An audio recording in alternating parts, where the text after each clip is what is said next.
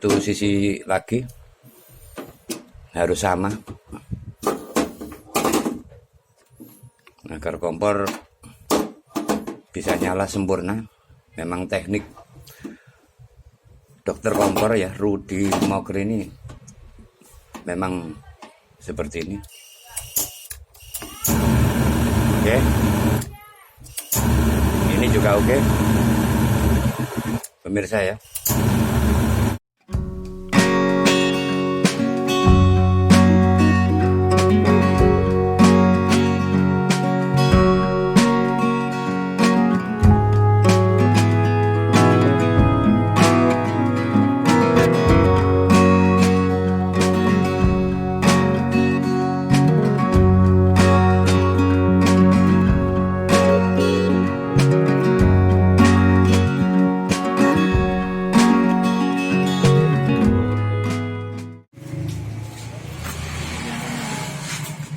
Jumpa kembali dengan channel Rudy Moker New.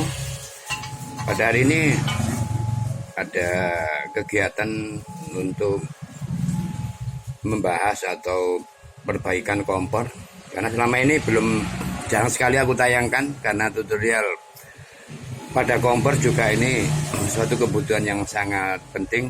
Ini ada konsumen juga ya, juga pelanggan yang sering pada saya. Ini kerusakannya apa Mas ini? Ini kerusakannya apa? Kalau dicolokkan ini ada apa? Apinya di bawahnya. Oh, bocor. Iya, bocor.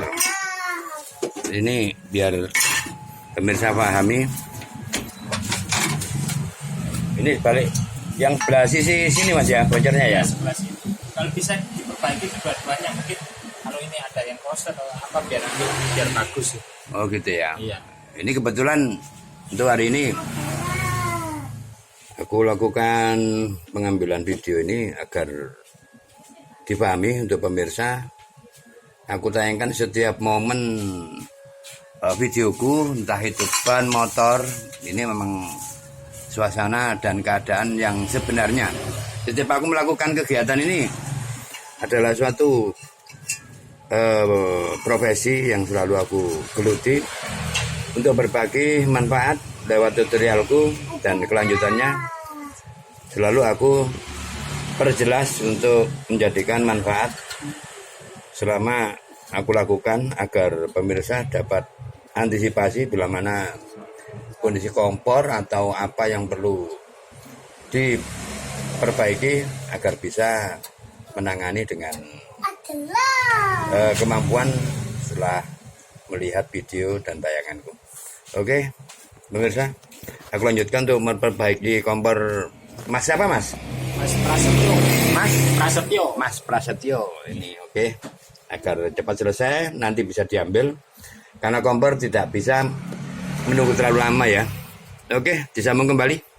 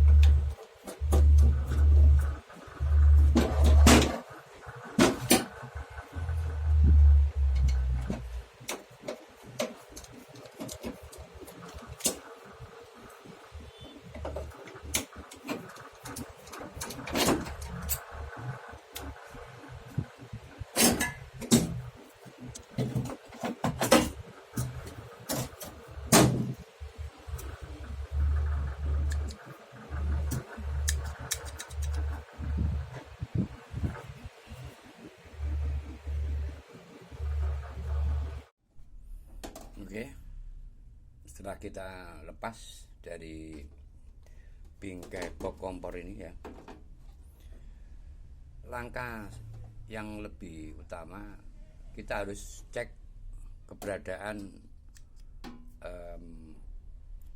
cara kerja mesinnya. Kita coba pasang ulirnya, percikannya gimana, kita harus benar-benar tahu ya. Jadi ini enggak ada kendala, mohon maaf. Sepuyer ini selalu ya sebagai kontrol pertama kita lepas. Biasanya ini ada kebuntuan dimana tekanan pada gasnya nggak bisa lancar. Ini kita lihat lubang kecilnya ini apa, ada kebuntuan atau gimana, kita tetap cek ya. Ini nggak bisa ditayangkan ya, harus aku tiup. Nah, kalau dirasa ringan untuk melakukan dengan mulut aku tiup ya, memang sempat nggak aku peragakan. Yang penting plong, ini yang dimaksud. Balik dulu ya, mohon maaf, memang ini selalu aku lakukan dengan spontanitas. Setelah kita lepas ini, kita kembalikan seperti awal ya. Jadi ring dan sepuyer ini harus bersamaan untuk cara memasangnya, agar enggak lupa untuk masang ringnya ini. Setelah kita lepas ini, jelas sepuyer enggak ada kebuntuan. Nah, kunci Inggris orang bilang ini skala ukuran bisa untuk melepas sepuyer seperti ini. Juga selanjutnya yang kedua ini perlu juga dilepas ya. Bagian sepuyer ini yang merupakan titik api yang ada pada tungku, ini harus full dari lubang yang dibutuhkan pada tungku. Biasanya bisa kecil, bisa juga buntu. Tetap kita tiup saja. Kadang kalau di luar sana aku pakai kompresor lebih cepat ya. Jadi untuk ring kembali pada sisi semula, jadi nggak sulit untuk melepasnya. Kita hanya tahan per dan ring untuk ventilasinya ini ya. Ini ventilasi untuk ukuran apabila kompor merah kurang biru, ini ventilasi ya, agar dipahami untuk pemirsa. Kita kencangkan lagi pada sepuyer.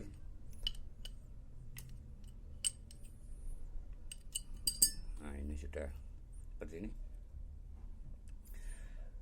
Lalu kita coba untuk melakukan isi pada gas pada tabung ya, untuk mencoba tekanan pada titik api yang dibutuhkan. Ini selalu aku lakukan agar fungsi daripada sepuyer atau korek apinya ini cara kerjanya bisa nampak. Oke, lanjutkan dengan masang regulator pada tabung gas dulu.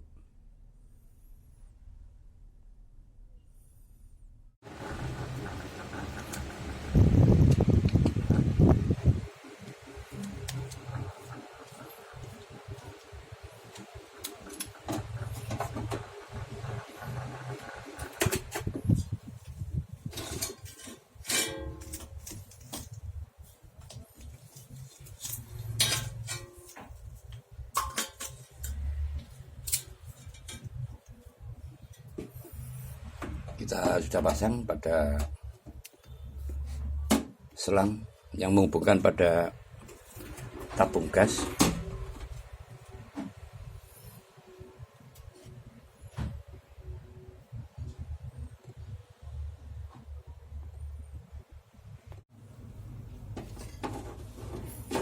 Oke, selanjutnya aku coba fungsi daripada korek ini ya, pada percikan yang pada sepuyer untuk nembak pada sasaran tungku ini harus keluar api, di mana api akan mengirimkan pada ruang tungku. Selalu aku coba seperti ini. Ini kerusakan atau konsumen tadi intinya kurang beres kompornya. Ini aku coba ya. Ini ya. Jadi los api yang tersembur pada tungku ini harus seperti ini. Jadi satu kali kita pemantik ini kita sekali ulir, api harus keluar. Ini bisa dikatakan kompor nggak bolak-balik untuk kita memutar pada saat menyalakan kompor. Jadi kita putar dengan menekan ya, seperti ini ya.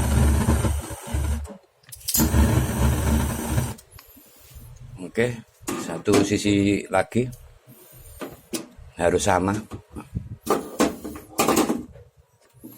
agar kompor bisa nyala sempurna. Memang teknik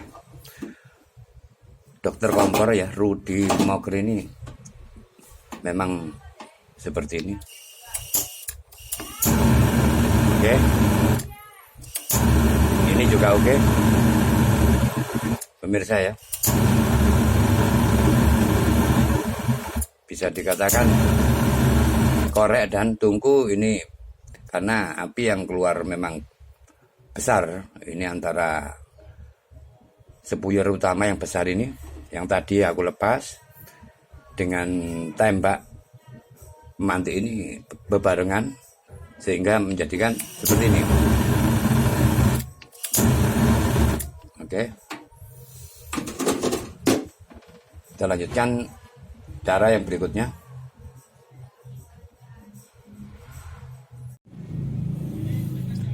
Setelah kita cek oke, nyala, sudah nggak ada kebocoran pada kedua mesin merek Rina ini. Aku langsung trap pada box kompornya untuk memasang kembali tungku dan banner yang sudah saya cuci tadi. Oke, kita lanjutkan untuk memasang pada box kompornya ya.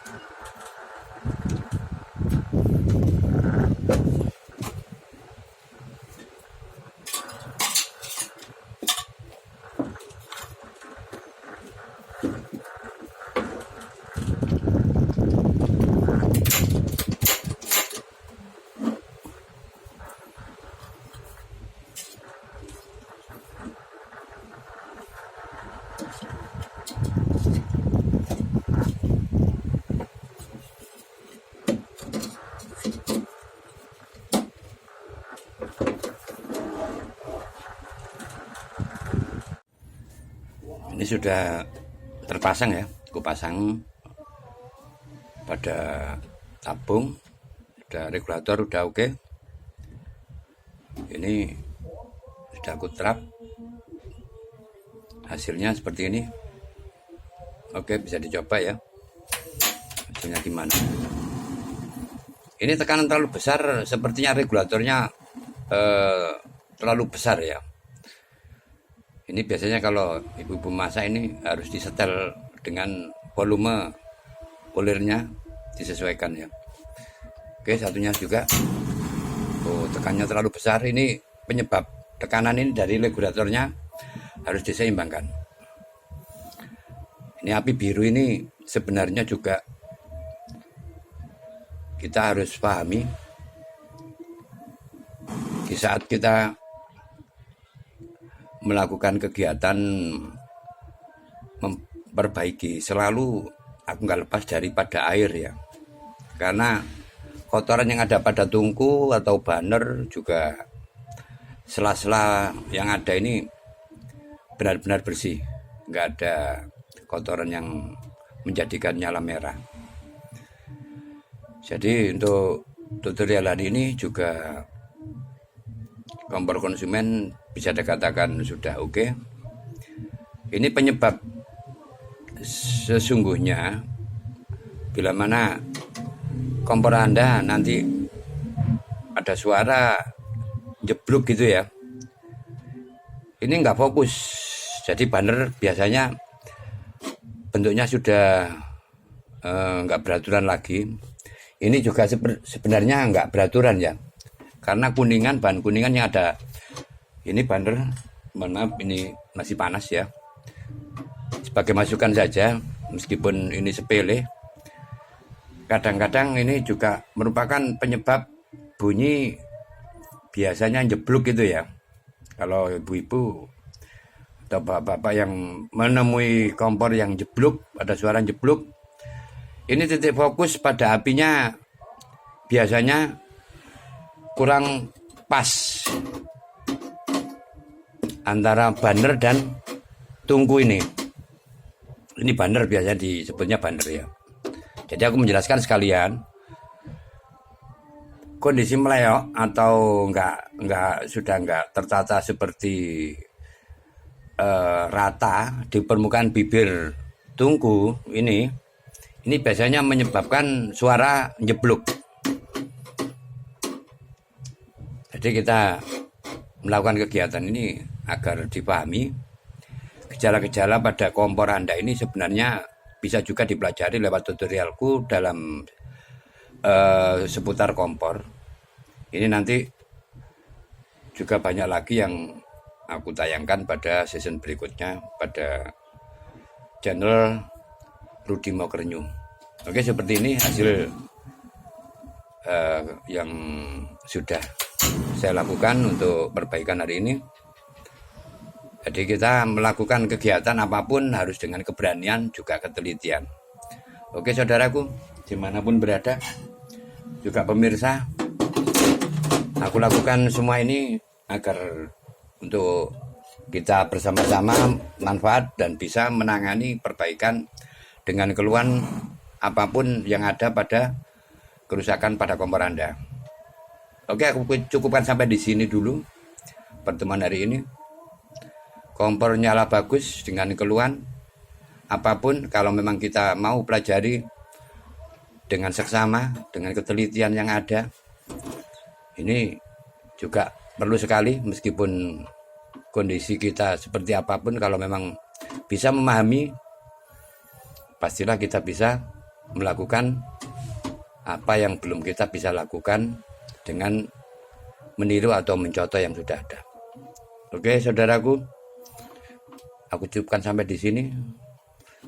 Kita bertemu di kesempatan yang lain pada channel Rudi Mokerenyu. Sampai jumpa. Assalamualaikum warahmatullahi wabarakatuh.